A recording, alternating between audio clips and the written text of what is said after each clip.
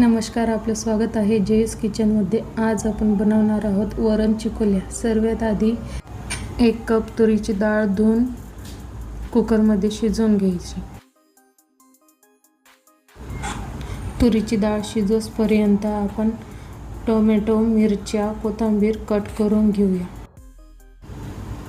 1 कटोरी गव्हाचे पीठ, नमक, तेल, पाणी टाकून कणिक मळून घ्यायचं। कणिक मळून झाल्यानंतर थोडा वेळ झाकून ठेवा। कढई ठेवून 3 पळ्या तेल टाकून मोहरी, जिरं, कट केलेलं लसूण, हिरवी मिरची, टमाटे परतवून घ्यायचं। परतवून झाल्यानंतर हळद,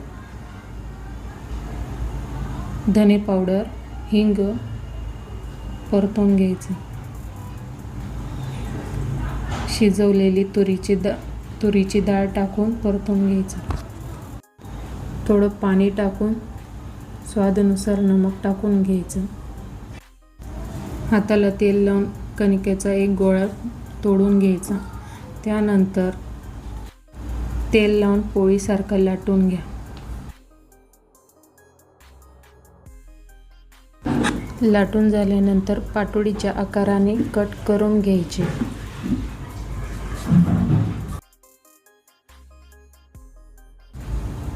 कट करून झाल्यानंतर पाटोड्या वरणामध्ये सोडून द्या। कोथिंबीरही टाकून घ्यायची।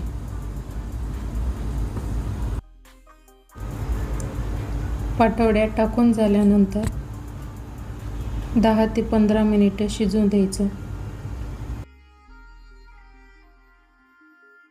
अशा प्रकारे आपल्या वरण चिकोल्या तयार आहेत।